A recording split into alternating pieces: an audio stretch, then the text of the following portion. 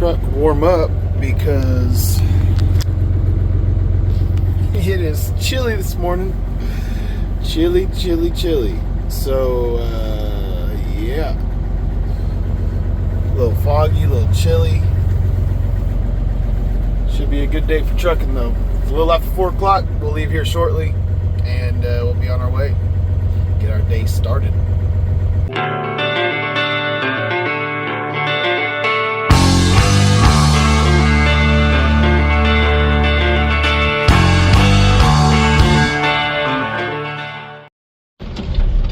Must be our lucky morning. Pump 2, the second, well, it's not pump 2, pump 18, but the second pump from the door cleared free with no one blocking it in front of us. Yeah, let's do it. And as we're leaving, they're all stacked in there 2 deep across the whole thing 10 minutes after I pulled in. That's how quickly it could have gone from a 10-minute fuel up to a 40-minute fuel up, just like that. So, lucky Friday. Let's get over here and get loaded up. All right, pulling into the sand plant with no line. No line. Looks like there's a few trucks back here to get loaded, and that's it. So, you know, that works for me. I think this is the plan, man.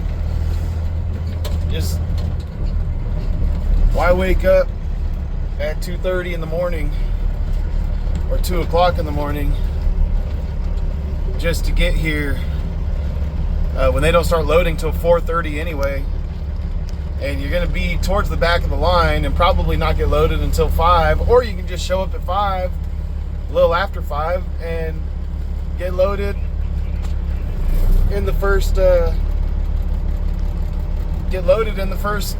5 minutes you're here. It just works better.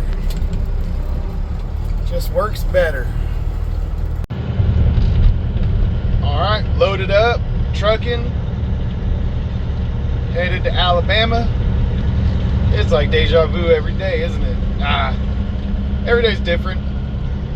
Every day's a little different, but I do get in routines of when I record and what I record, so I just gotta do better. Because every day's new and exciting. Like today, they fixed the road going up the scale. Filled it with some rock.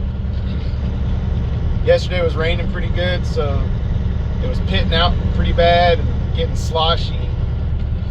So, but we're about to head down this hill. Oh yeah, and yesterday I didn't get it on video because I wasn't recording at the time, and it was gonna be, I had to focus, but coming down this curvy mountain, there was a wide load coming up the mountain, and so I had to stop on the downhill, come to a complete stop because he had to use both lanes to go around some of these corners. So I just thought to myself, why wouldn't you just go into Winchester and go that way? It doesn't make any sense to come up this road. There's not a lot of reasons a wide load should come up this way. Even if you're allowed to, it's just like, man, just go the easier way. I don't know, because you're using both lanes to make these sharp corners versus more, I guess, more straight roads, straight routes, and there's gonna be wider roads, and I don't know. Maybe this is the best route.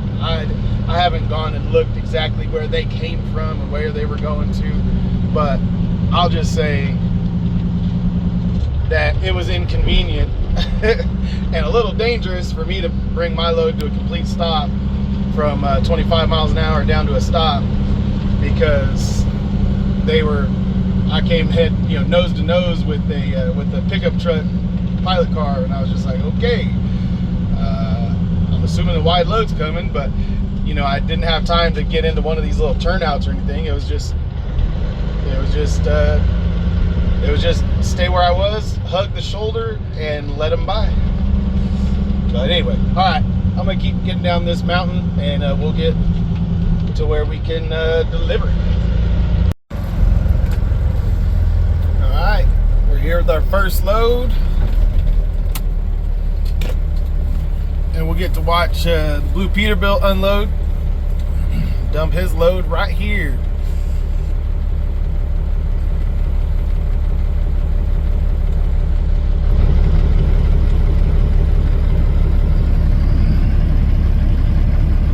Made quick time. It's only 6:47 right now, so we'll be out of here before 7 o'clock and headed back to Tennessee. And yeah. All right. I paused the recording there. I haven't asked the driver if he wants to be on YouTube, so I didn't want to record him. I'll record his truck, but I don't want to record him without asking him. And so, yeah, buddy. That's my favorite truck here, the blue flat top.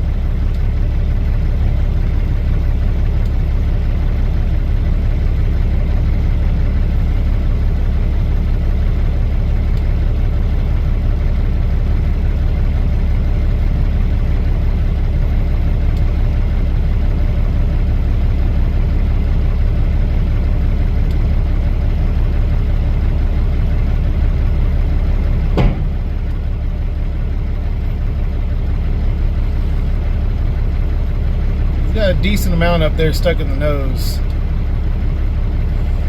I'll probably holler at him, let him know it's gonna be a decent amount of weight, maybe a couple 100 pounds even. Oh, you know what? This guy might want to come clean up this pile. I should not pull in yet.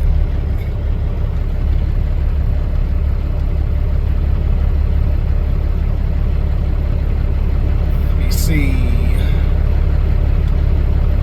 there's room next to him, so I might do it. But I'm gonna wait and see what the loader wants to do.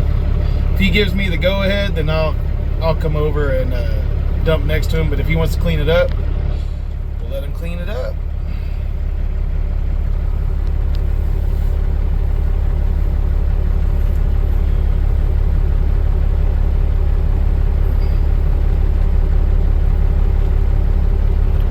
Buddy,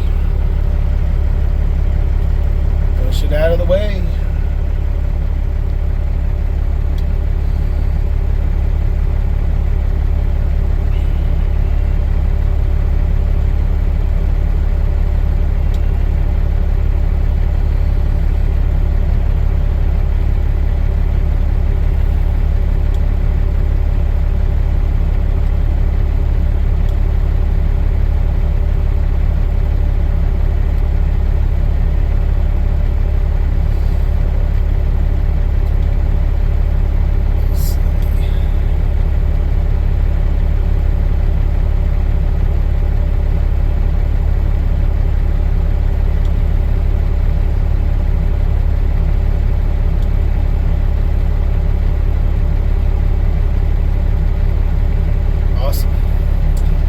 Bet he lets us do it right now. Let's see. He might just be taking a scoop for what he's whatever product he's working on over there. Avalanche. Yep. Cool. All right. Now we're ready to rock and roll. All right, we got a beautiful southern sunrise this morning. We're heading back through town here in Huntsville, and we'll end up hitting some of the school crossing guards and school traffic, but that's okay.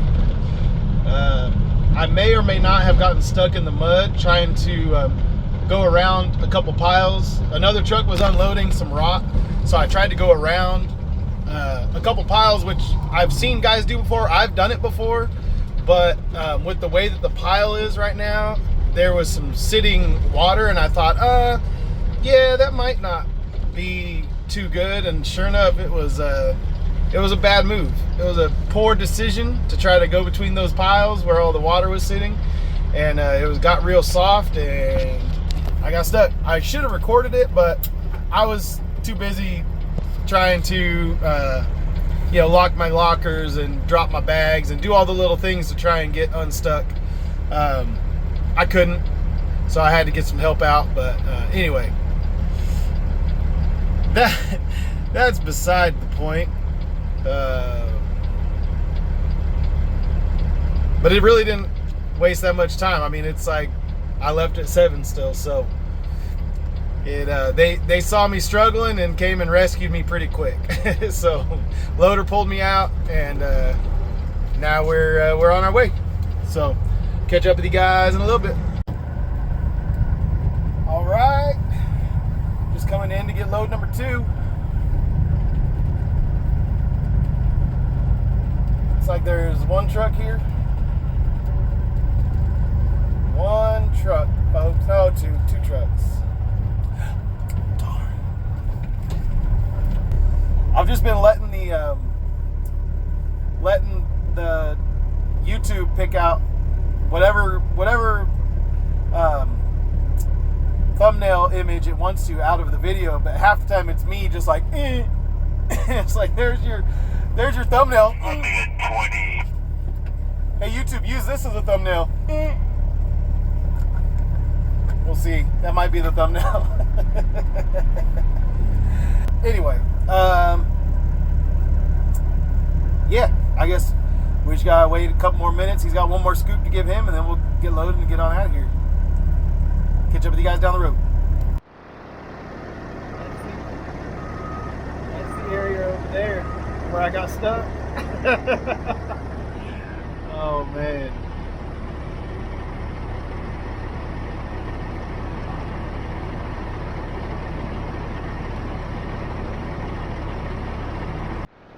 All right, we got ourselves unloaded and head back, go grab one more, and then we'll be done. The time is, let's see, 10:30, just before 10:30. So make a decent time. Not as good as yesterday, but you know, we're going to a little bit of a longer haul. I got stuck in the mud.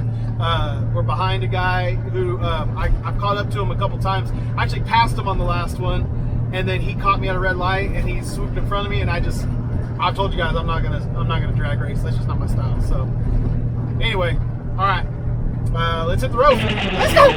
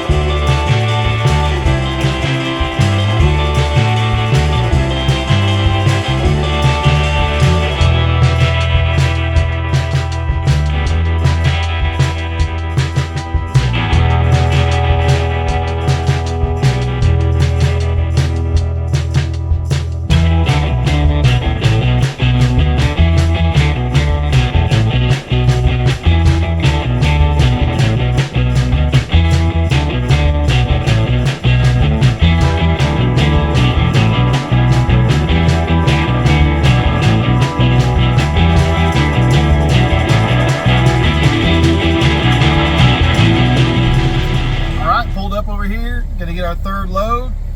He's weighing it up right now. We asked him for 24 tons. Yesterday he goes, man, everyone likes to show up at dinner, and I'm thinking to myself, dinner, and I remember I'm in the South. For some reason lunch is dinner and dinner is supper, which supper and dinner to me, those seem interchangeable, but lunch is lunch to me. I didn't know lunch could be replaced by dinner. I didn't know that was the way it worked, but there was no wait over here, so we're gonna get in, get out, get back down the hill, get into Alabama, make this last load, and then be off for the weekend. It's Halloween, so gonna have some candy tonight, I'm sure. But all right, it's time to roll on. All right, we are loaded up. Let's go. I know some people don't celebrate Halloween, and I'm cool with that. I get it. All the ghouls and goblins and the Day of the Dead for some people, and you know, there's some parts of it, some traditions in it that are of the occult and of kind of crazy stuff. I remember when I first became a Christian, my parents basically just said no more, because they had a conviction about it. Like, well, they never really liked it anyway, even before they were like strong Christians. But then after they became Christians, they were just like, yeah. Plus, I was like 12 and I was the youngest of my brothers, so what was the harm in, you know, a 12 or 13-year-old not trick-or-treating anymore? Not that big of a deal. But anyway, I remember it being kind of like a thing. And so when I had kids, I kind of had to make a decision. And so we kind of did the trunk or treat thing, you know, a couple times.